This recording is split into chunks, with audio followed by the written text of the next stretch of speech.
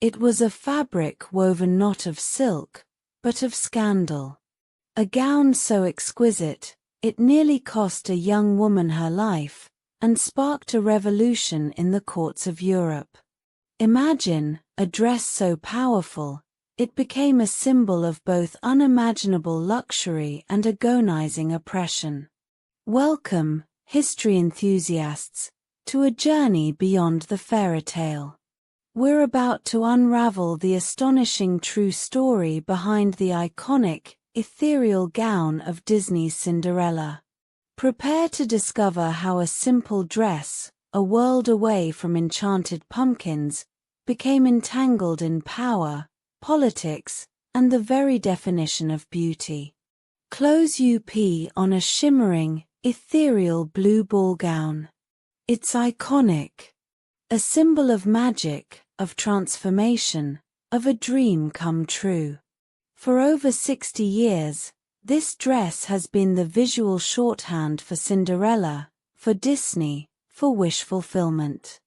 It's a confection of moonlight and stardust, a fairy tale made manifest.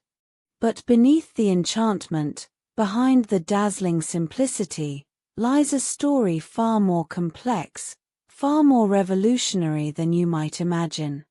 Imagine Paris, 1950. The world is still emerging from the shadow of war, and so is fashion. For years, practicality had reigned supreme. Women had donned trousers, embraced utilitarian styles, and shed the restrictive silhouettes of the past.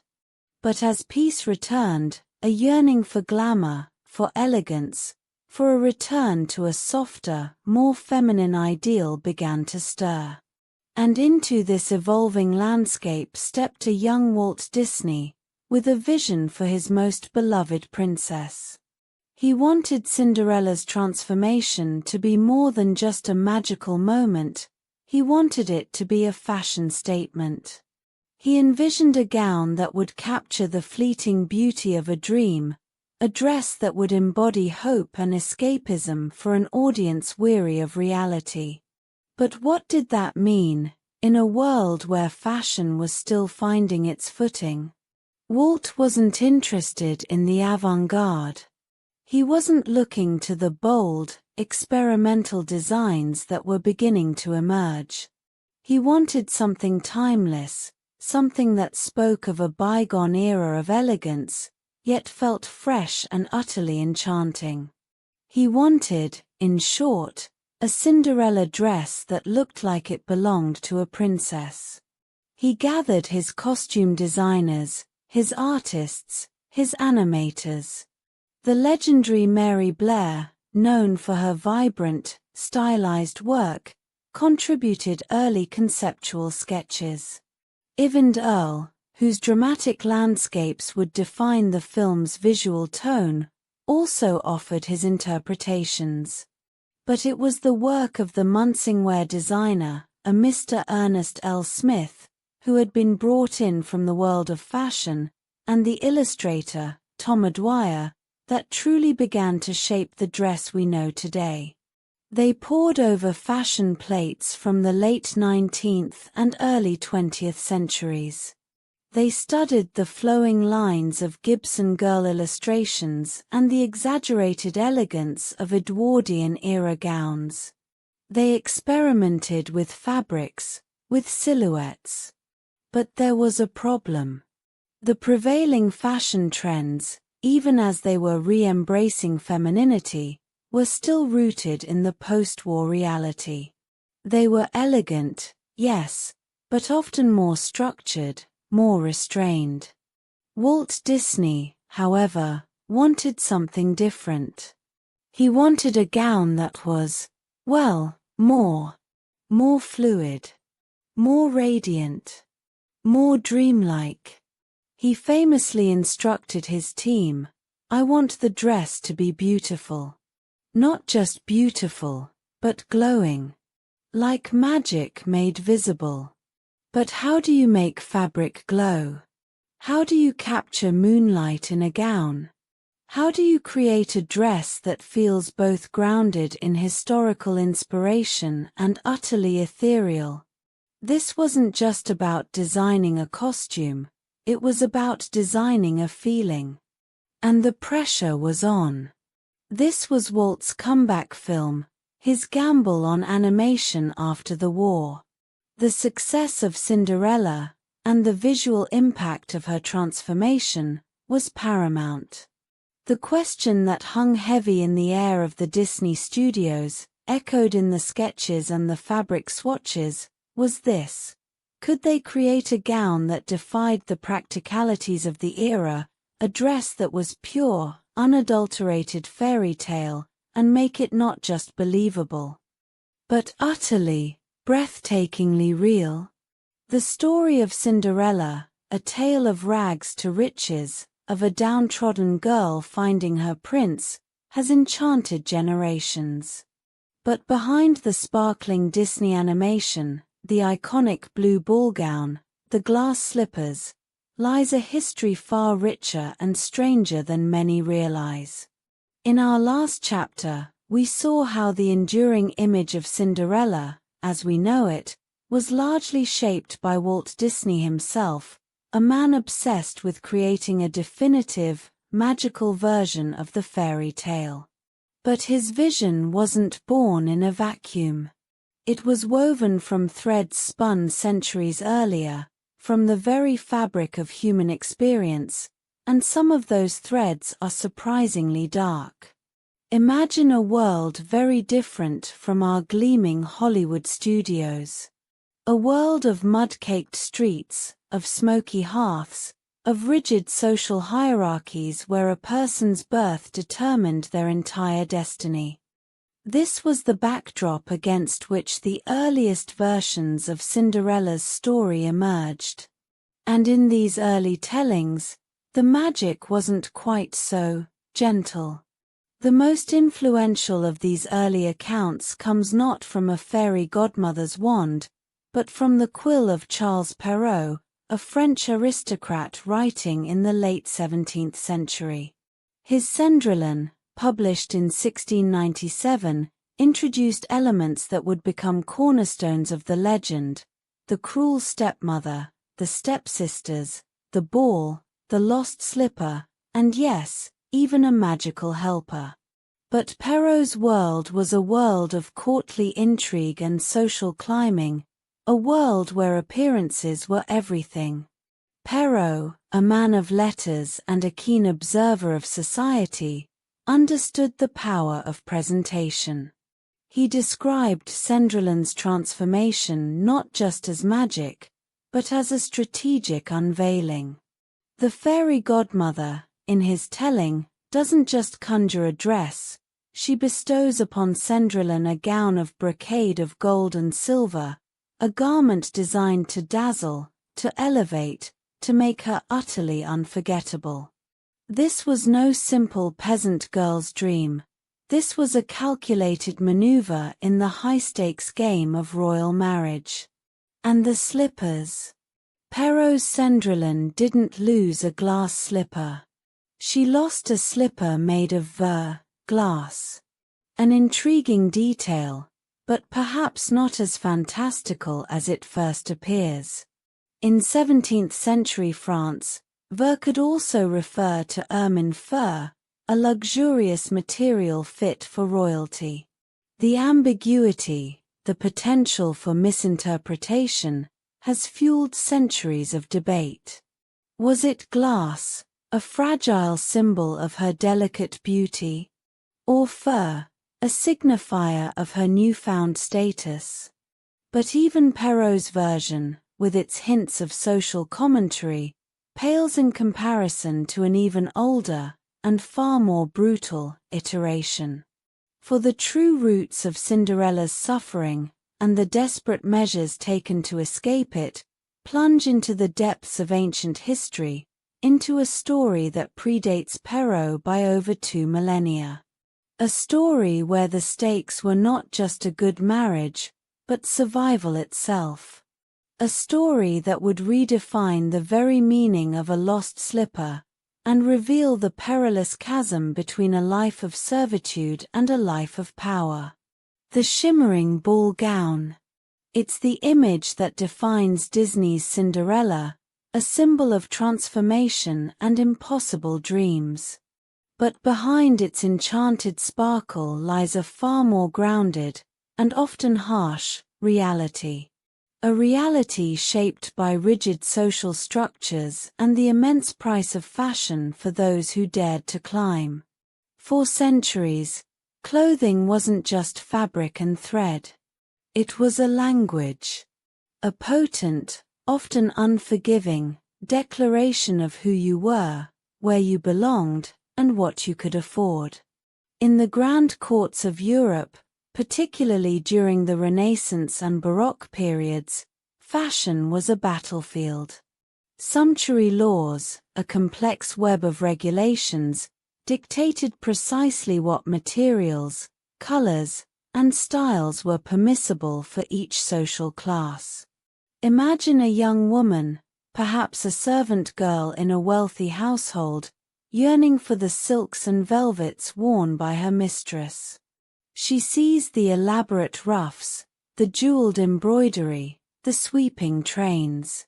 These weren't just beautiful garments, they were markers of status, wealth, and even moral standing. To wear something above your station was not merely a social faux pas, it could be a punishable offense. Consider the words of one observer from the 16th century, lamenting the prideful and unseemly apparel that blurred the lines between noble and commoner. He saw flamboyant clothing as a symptom of societal decay, a dangerous aspiration that threatened the established order. And this wasn't just idle chatter.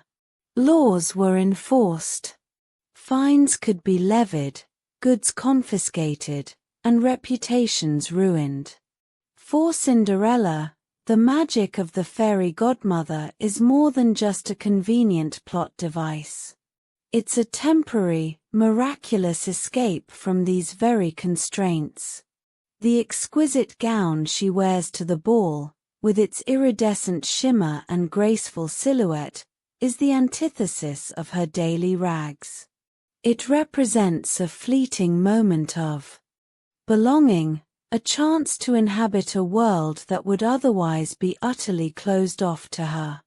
But what was the true cost of such aspirational fashion in the real world? Behind the dazzling displays of wealth and status lay a hidden economy, one built on exploitation and arduous labor. The silks, the intricate lace, the meticulously sewn pearls, they were the product of countless hours of work, often by those with the least power and the fewest rights. The techniques for creating these luxurious fabrics were incredibly complex and time-consuming. Silk production, in particular, involved raising silkworms, carefully harvesting the cocoons, and then spinning the fine threads. Lace-making, whether by hand or bobbin, was an incredibly delicate and slow process, demanding immense skill and patience. And who performed this labor? Often, it was women and children, their fingers raw and their eyes strained, working long hours for meager wages. The very beauty that entranced the wealthy was woven from the sweat and sacrifice of the unseen.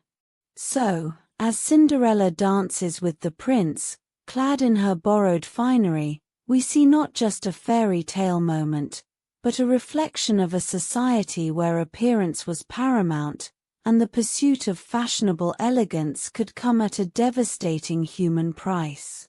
The gown, though magical, casts a long shadow, hinting at the inequalities and hidden struggles that lay beneath the surface of aristocratic splendor. But this temporary elevation, this taste of a different life, only makes the inevitable return to her drudgery all the more poignant. What happens when the magic fades, and the harsh realities of her world reassert themselves? The slipper, the symbol of her brief escape, is about to become far more than just a lost shoe. It's a clue, a promise, and a source of escalating danger. We've seen how the tale of Cinderella, in its earliest forms, was a stark reflection of social realities. A harsh, unforgiving world where status was everything. But as the story traveled through centuries, it began to absorb the echoes of changing times. And perhaps nowhere is this more evident than in the imagined garments of our heroine. For the Disney animators, the challenge was to translate a fairy tale into visual splendor.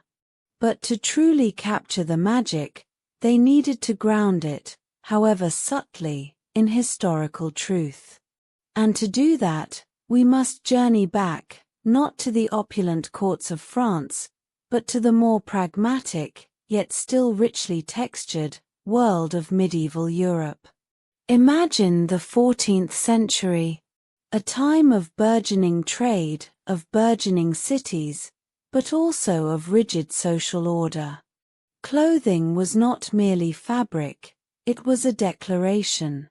Sumptuary laws, those curious edicts that dictated who could wear what, were in full force.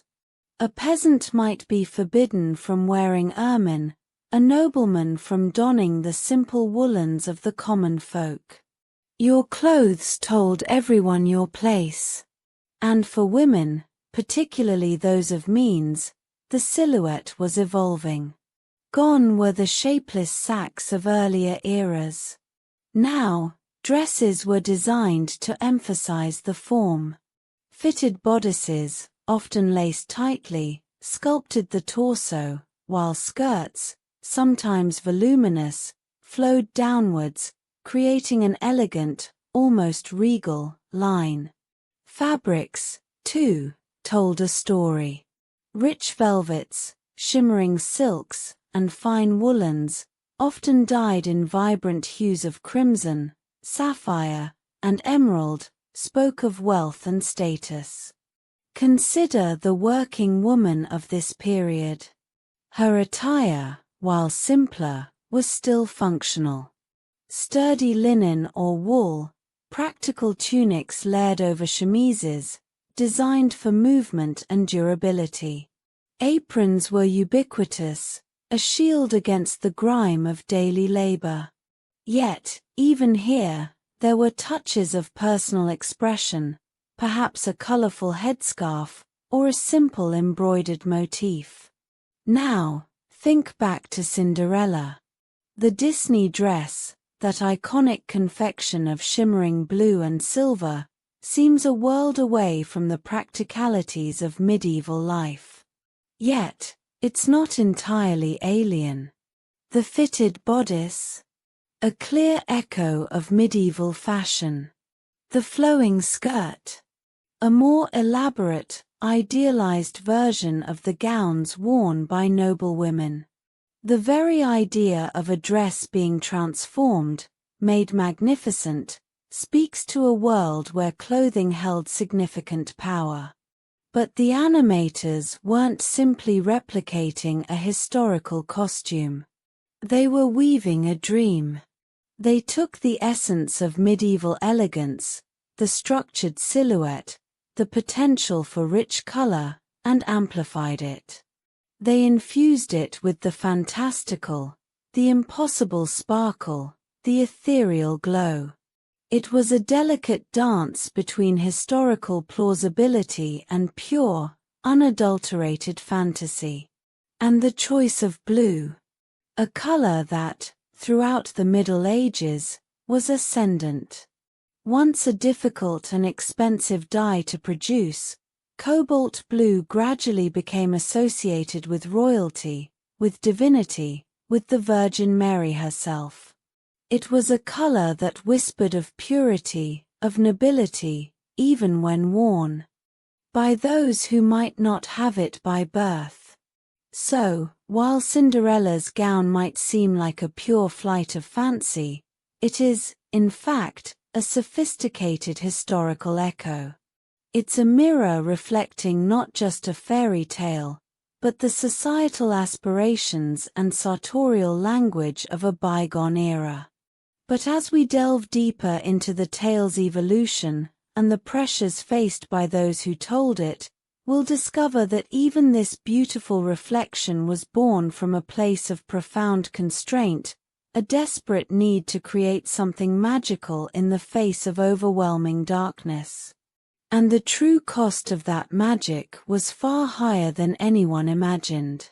The flickering candlelight dances across the opulent fabrics, illuminating a world of vibrant color and intricate detail.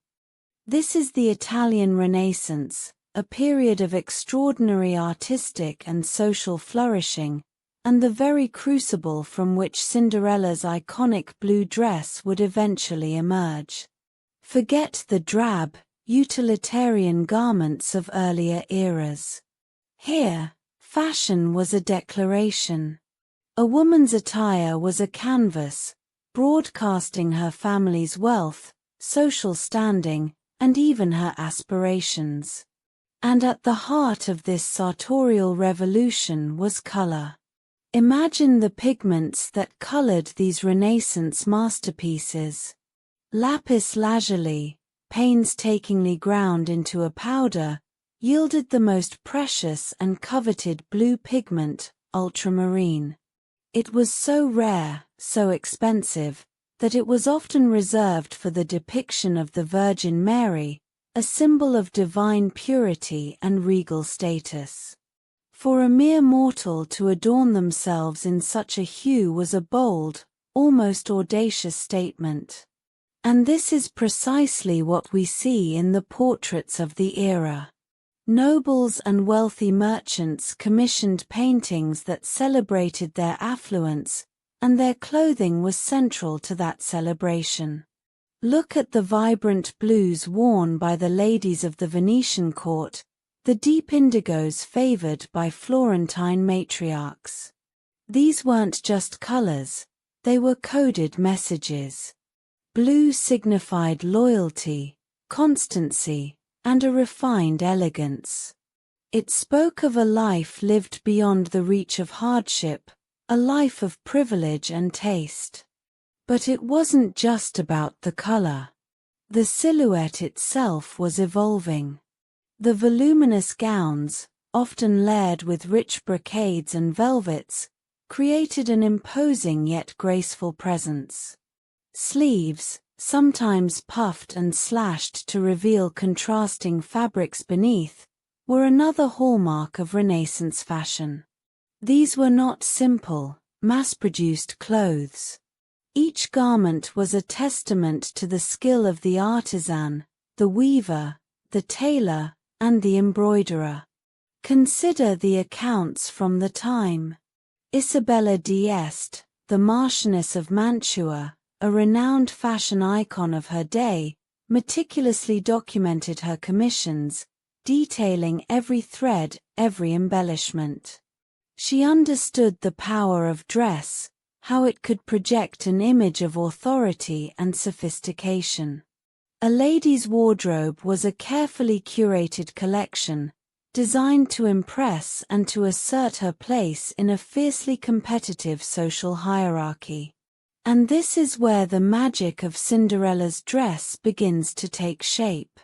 Disney's animators, in their pursuit of historical authenticity, delved into this rich tapestry of Renaissance fashion. They didn't just pick a color, they chose a hue that resonated with centuries of meaning. They saw in the vibrant blues of the Renaissance a symbol of hope, of a beauty that transcended hardship, a dream of a life elevated. But as we admire these exquisite gowns, a darker undercurrent begins to emerge. For all its outward splendor, this was a society rigidly defined by birth and by wealth. The dazzling display of fabric and color often served to mask a more complex reality, a reality where social mobility was a near impossibility, and where a woman's destiny was often dictated by forces beyond her control. And what of the woman who dared to dream of stepping beyond her prescribed role? What would it take for her to break free from the ashes of her present and into the dazzling light of a future she could barely imagine? The answer, as we shall see, lay not just in the fabric of her dress, but in the very essence of her spirit. In the heart of the 17th century, a world of opulent fashion, rigid social structures, and simmering ambition was taking shape.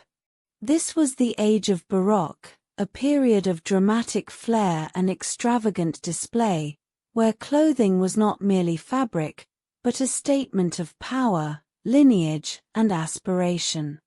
And it is within this dazzling, yet restrictive, landscape that the seeds of Cinderella's iconic gown were sown. Imagine a ballroom, ablaze with candlelight. Silks shimmered, velvets whispered, and jewels caught the light like captured stars. This was the stage upon which young women like Marie-Madeleine de La Fayette, a celebrated writer and socialite, navigated the treacherous currents of court life. Her world, though refined, was a constant performance. Every gesture, every word, and most importantly, every stitch of clothing, was scrutinized. The silhouette of the era was defined by its grandeur. For women, this meant voluminous skirts, often supported by panniers, wide hoops that extended outwards, creating an almost architectural shape. The bodice, tightly laced, emphasized a narrow waist, while sleeves, frequently puffed and adorned, drew attention to delicate hands. Fabrics were rich and heavy, brocades woven with gold and silver thread, lustrous satins, and deep, luxurious velvets. Colors ranged from the deepest jewel tones, emerald, sapphire, ruby, to softer pastels, all enhanced by intricate embroidery and lace. But this was not just about beauty. For a woman of humble origins, like the fictional Cinderella, dreaming of escape, such a dress represented an impossible chasm. It was the uniform of the aristocracy, a symbol of inherited wealth and privilege. To even imagine wearing such a garment was an act of defiance, a yearning for a world beyond reach. Consider the details. The sheer amount of fabric required for a single gown could be staggering, a testament to both the wearer's status and the era's burgeoning textile industry. Lace, intricately handmade, was particularly prized, often imported from Flanders and costing a small fortune. Ribbons, bows, and artificial flowers were used liberally, creating a riot of texture and color. Yet, beneath the surface of this glittering display, a different kind of reality existed. For many, particularly those outside the noble circles, like the many anonymous seamstresses who toiled away in cramped workshops, this opulence was a distant dream, a world they helped create but could never inhabit. Their skill and artistry were essential, but their social standing remained firmly rooted in the earth. And then there was the mask. The ball, the masquerade, these were not just for entertainment, but for social maneuvering. A disguise, a fleeting moment of anonymity, could allow for interactions that would otherwise be forbidden. A chance encounter, a whispered conversation, a dance with someone beyond one's station. The elaborate costumes, the masks, they offered a temporary liberation from the strictures of identity. This is where our story takes a dramatic turn. For Cinderella, the fairy godmother's magic is not just about conjuring a dress, but about granting her access to a world she is forbidden to enter. It's about the illusion of belonging, the temporary adoption of an identity that will allow her to transcend her circumstances. But what happens when the illusion shatters? What are the true consequences of such a bold deception? The clock is ticking, and the night of the ball is far from over. We return to the opulent courts of 18th century Europe, a world of powdered wigs, whispered secrets, and a relentless pursuit of elegance. In our quest to understand the magic behind Cinderella's iconic animated dress, we've seen how the fairy tale, born from ancient folk traditions, was filtered through the lens of a burgeoning popular culture. But it's in the very aesthetic of this era, the Age of Enlightenment and its artistic flowering, that we find the most profound echoes of that shimmering blue gown. This is the era of Rococo, a style that rejected the grand, imposing gestures of the Baroque in favor of something lighter, more intimate, and exquisitely detailed. Think delicate curves, pastel palettes, and an almost playful asymmetry. It was a whisper, not a shout, of luxury. And nowhere was this more evident than in the silks, satins, and laces that adorned the aristocracy. The Disney animators, in their meticulous research, would have undoubtedly absorbed this pervasive sensibility.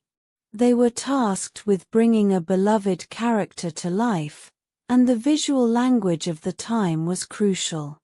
Consider the illusion of simplicity in Cinderella's dress.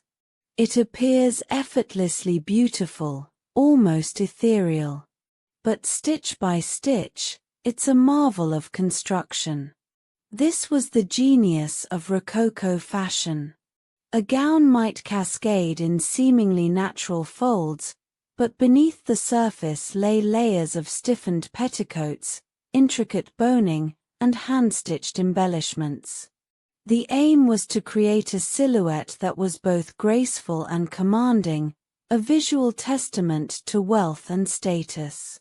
And the fabrics themselves were works of art. Silk, often woven with metallic threads, shimmered with an inner light. Delicate floral motifs, painstakingly embroidered by skilled artisans, bloomed across bodices and skirts. Pearls, then as now, were a symbol of purity and refinement, often sewn in delicate patterns, like dewdrops on a petal. The Disney dress, with its subtle shimmer and the almost floral sparkle of its embellishments, captures this very essence. It's not just fabric, it's a carefully constructed dream. But this elaborate beauty was not without its critique. While the Rococo celebrated refinement, it also represented a society increasingly out of touch with the realities of everyday life. The very extravagance that defined its elegance began to breed resentment.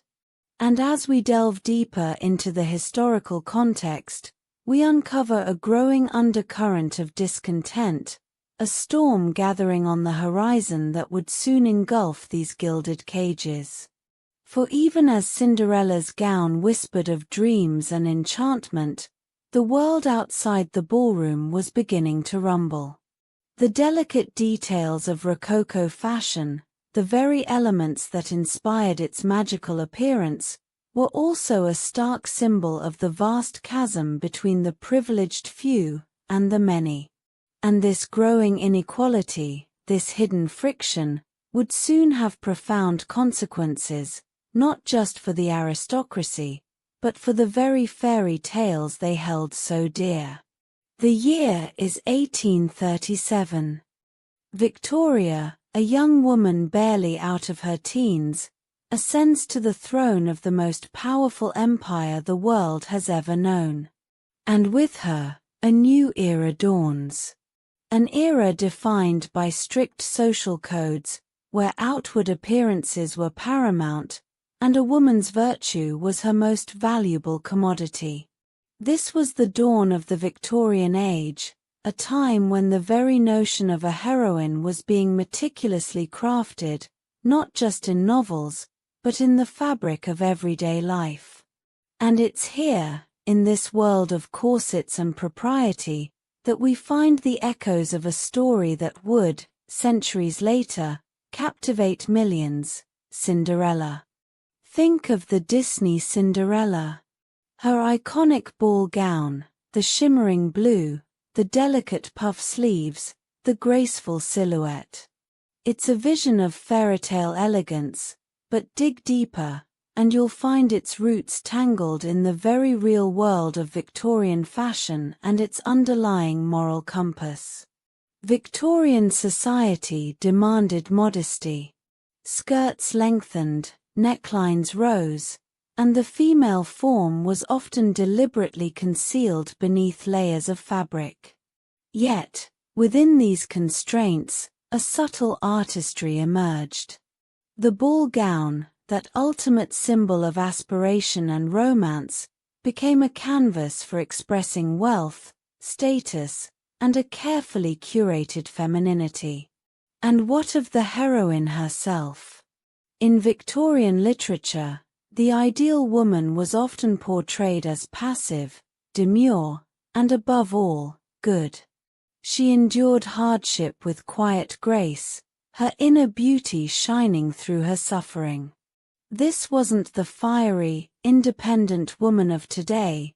This was a figure designed to embody the era's moral aspirations. Consider the popular novels of the time, filled with orphaned heroines, downtrodden by cruel guardians, dreaming of a better life. They were often repositories of virtue in a corrupt world, their innocence a stark contrast to the machinations around them. Does this sound familiar? The transformation of Cinderella, from rags to riches, from obscurity to the dazzling ballroom, was a fantasy deeply resonant with Victorian sensibilities. It was a story about the ultimate reward for goodness, a testament to the belief that virtue, however tested, would ultimately prevail. But the Victorian era was also a time of immense social change and burgeoning industrial power. Beneath the veneer of respectability, forces were at play that would reshape the world. For a young woman like Cinderella, navigating this complex social landscape, even a fairy tale glimpse of happiness was fraught with peril. Her journey, stripped of its magic, was a stark reflection of the realities faced by many women. The yearning for escape, the dependence on a fortuitous encounter, the precariousness of social standing, these were not mere plot devices, but lived experiences. By the mid-19th century, the image of the virtuous, suffering heroine was firmly entrenched. And as the world embraced new forms of entertainment, from theater to the burgeoning world of printed illustrations, stories that reinforced these ideals were in high demand. The stage was set, not just for Cinderella's triumph, but for the very definition of what it meant to be a heroine in the modern age. But as we delve further into this era of strictures and aspirations, a darker undercurrent begins to emerge. The very society that celebrated innocence also harbored secrets, and the path to happiness for a woman of Cinderella's supposed station was far more treacherous than any fairy tale could admit. The consequences of defying these rigid norms were severe, and the price of even a single misstep, devastating. For Walt Disney, the creation of Cinderella was more than just another animated feature. It was a gamble, a desperate bid to recapture the magic that had once defined his studio. The war years had been lean, and a string of moderately successful but uninspired films had left audiences wanting more. The legendary Midas touch seemed to have faded. But Cinderella held the promise of a return to form. The pressure was immense. Walt poured his heart, his soul, and a significant chunk of the studio's dwindling finances into this project. He demanded perfection. Every frame, every character, every dress had to sing with life. And at the center of it all was the fairy godmother's iconic creation for Cinderella. It wasn't just a dress, it was a promise of hope, a shimmering symbol of transformation. But bringing that vision to life proved to be a monumental challenge. The artists wrestled with the very essence of magic. How do you animate starlight? How do you capture the ephemeral beauty of a wish granted? The initial sketches, while beautiful, lacked a certain spark. They felt grounded, too earthly. Walt, ever the visionary, knew something was missing. He brought in his top animators, his trusted collaborators. Eyes grew weary, pencils wore down, but the pursuit of that perfect, luminous gown continued. They experimented with countless designs, each one a step closer, yet still not quite there. The tension within the studio was palpable. The success of the film, and perhaps even the future of Walt Disney Productions, hinged on capturing this crucial moment of enchantment. Then came the breakthrough. It wasn't a single eureka moment, but a culmination of relentless effort and a deep understanding of what made Disney animation so special. It was the marriage of artistry and technology, of imagination and a keen eye for detail. The animators, inspired by Walt's unwavering belief, began to think not just about the fabric itself, but about the light that would play upon it. They studied the way moonlight fell on silk, the way candlelight danced on sequins. They introduced new techniques, pushing the boundaries of what was thought possible in animation. They layered colors, blended them, and used subtle shifts in tone to create a sense of shimmering, otherworldly luminescence. This wasn't just about drawing a dress, it was about painting with light. And then, there was the color. Walt Disney, a pioneer in Technicolor, understood its power like no other. He insisted on a palette that was both vibrant and dreamlike. The blues and purples of Cinderella's gown weren't just colors, they were emotions. They evoked wonder, possibility, and the sheer, unadulterated joy of a fairy tale coming true. It was a shade that had never quite been seen on screen before, a testament to the studio's commitment to pushing artistic boundaries. But as the magic began to take shape on screen, a new, unexpected challenge emerged. The very brilliance of this meticulously crafted gown, the vibrant hue that was meant to symbolize hope, would soon become the subject of intense scrutiny, drawing the ire of those who saw it not as art, but as a deliberate, even mischievous, act of cultural appropriation. The dream dress was about to become a battleground. The flickering candlelight cast long shadows across the opulent salon. It was Paris, 1810. Napoleon Bonaparte, Emperor of France, was hosting a grand ball.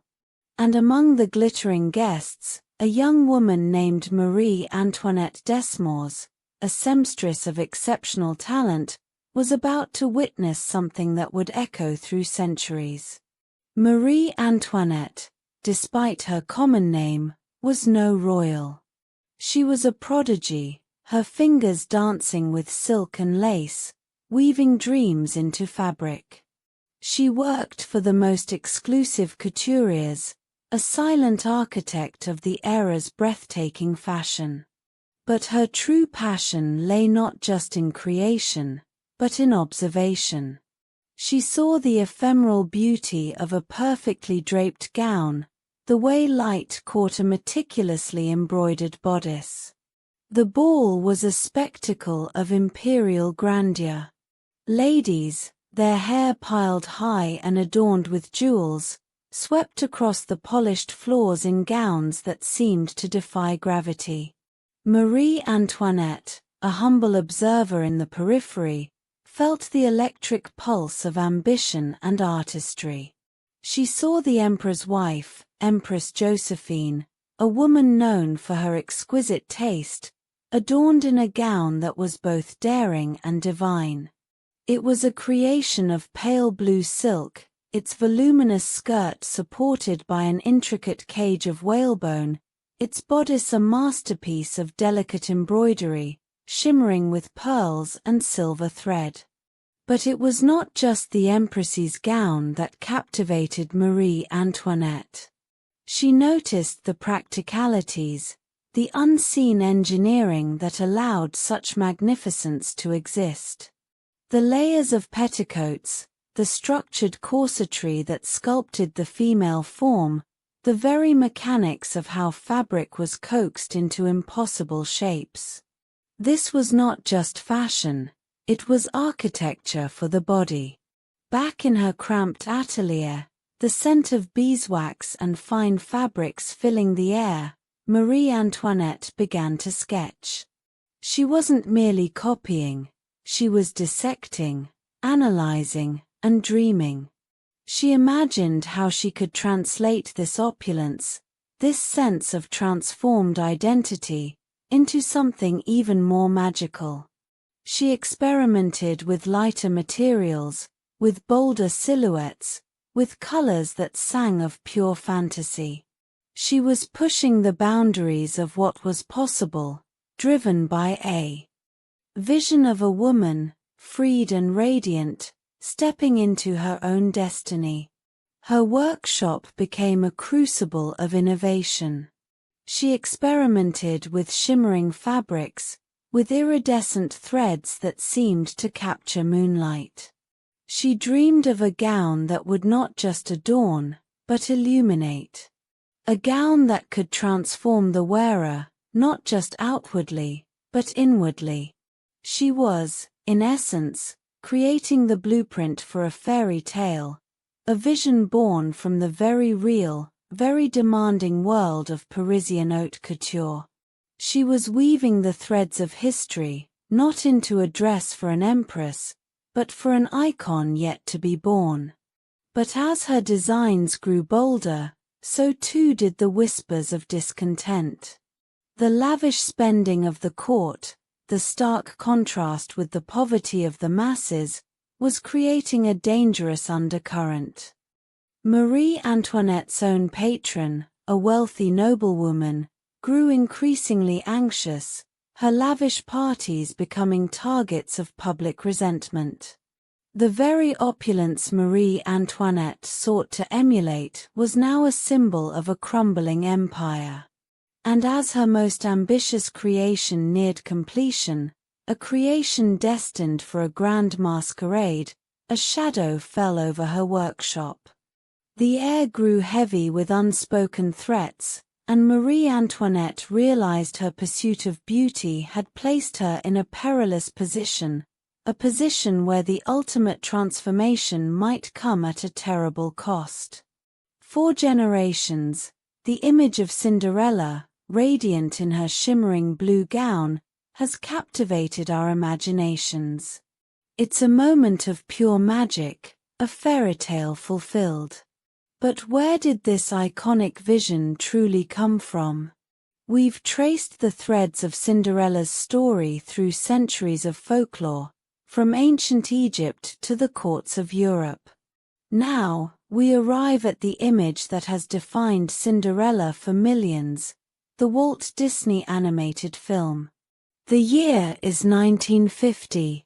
The world is emerging from the shadow of war, and audiences are hungry for escapism, for hope. Walt Disney, a master storyteller himself, understood this craving. He and his team of artists embarked on a monumental task, bringing Cinderella's tale to life on the silver screen. And at the heart of that tale, for many, was the dress.